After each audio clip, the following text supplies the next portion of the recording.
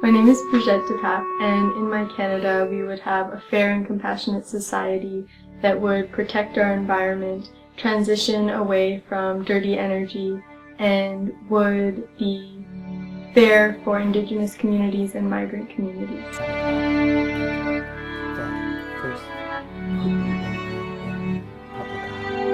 When I was working as a page in the Parliament, my job was to deliver water to politicians, and I became really worried when I saw that the Conservative government was headed in completely the wrong direction in terms of cuts to the valuable social services that the generations before me fought so hard to have for everybody, and beyond that, seeing them put us on a path towards climate chaos with the expansion of unregulated tar sands, and I wanted to do something, but I didn't know what to do, and I was really inspired actually by a friend who had taken action, and it made me realize that I didn't have to obey an unjust system, but I could actually do an action of peaceful civil disobedience.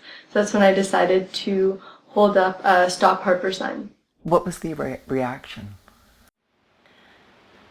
There was a mixed reaction. Some people were clapping in the gallery.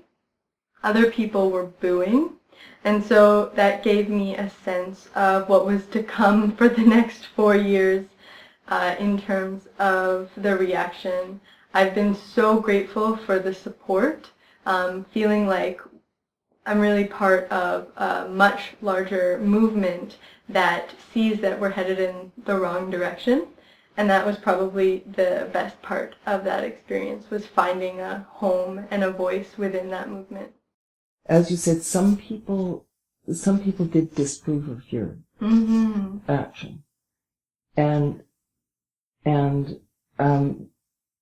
Jack Layton, with respect to his memory, said that he didn't think it helped to promote decorum in the House of Commons. Can you talk about that? About what you think?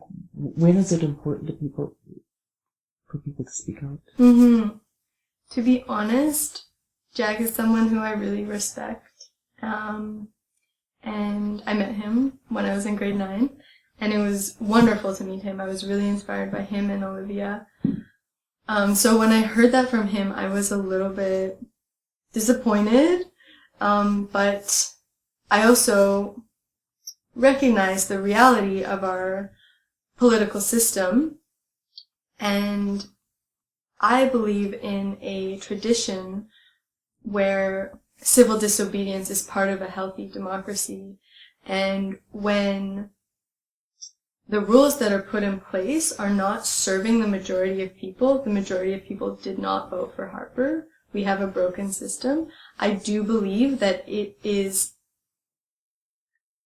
we have the ability and we have the right and responsibility to disobey those laws in order to serve the larger public. Was there something in your background, do you think, that gave you the courage to stand up? In terms of my background, I'm really grateful to come from a family that is very active in our community, not necessarily in politics, but my big sister Noelle has always been a big inspiration for me. When I was younger, she would invite me to come and volunteer with her at the Immigrant and Refugee Center of Manitoba, and that's when I came to be interested in international relations. And my dad is a bike rider, he's an environmentalist, he's part of a Save Our Seine group to protect the Seine River forest from industrial development. And I've been really moved by them.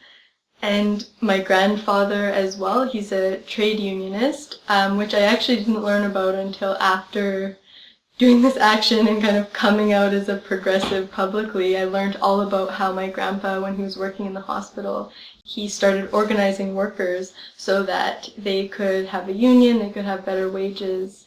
And that was so heartwarming and exciting for me to learn that that was part of my history and that's part of my family, and to feel like I'm sort of continuing the work of the people who came before me. There's a sense that the 18 to 34-year-olds aren't politically engaged in Canada. What's your perspective on that? I think that it's true that young people are not engaged in institutional politics. We see that in polls. For example, 2/3 of young people didn't vote in the last election. Staggering. At the same time, a lot of young people are engaged in social change work in different ways. We are right now in revolutionary times, truly incredible times, thinking about Idle No More. How many young people were out on the streets in round dances? Occupy, how many young people were out there in tents in order to protest inequality for a better life for everyone?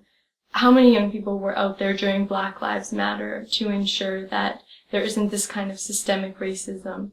So many young people are moved and are active, but it's just not necessarily in institutional politics. That being said, I do think that it's important that we have a change in government. 80% of young people want to see a change in government. And we can make that happen if we go out and vote and we use what's in our hearts for action. And I think that this election will be different. I think that we could see record numbers of young people who vote out the next Conservative government. Like, that's sort of my dream, is to see headlines that say record numbers of young people create a change in government and end 9 years of Conservative rule. What are you doing to make sure that happens? Right now, I'm working with the Council of Canadians to get out the youth vote. And we are right now creating an ad, a funny ad to put on TV. And we're also mobilizing on campus because evidence shows that the best way to get out the vote is through face-to-face contact, one-to-one conversations. And so right now we are collecting vote pledges on campuses. We have an event coming up that will be called Storm the Dorm, where we're going on to dorms and we're talking to young people where they're at. And then we'll have another massive day of action that will be right when the campus polling stations open, which is on October 5th. And this is the first time, it's an Elections Canada pilot project where 40 campuses will have polling stations on campus, which is fantastic. And we'll also be promoting advanced polling. One of the major barriers as well for not voting is also around feeling like we don't know enough to cast an informed ballot. So we've created a youth voters guide, which looks at what are key issues to young people. So those include the environment, education, job creation, taxes, to name a few, and look at where the different political parties stand on those issues. And it clearly shows that the Conservatives are failing us on every front, but that there are real changes being proposed by other parties. So that's a great guide. And so we're trying to get that into the hands of as many young people as we can. We put them into thousands of frosh kits across the country. We're also working on a how to vote guide, because the Conservative government has made it a lot harder for young people to vote. And we know that the Conservative government doesn't want us to vote because young people are more likely to vote progressively. And so that's exactly what we're going to do, is we're going to vote for a change in government.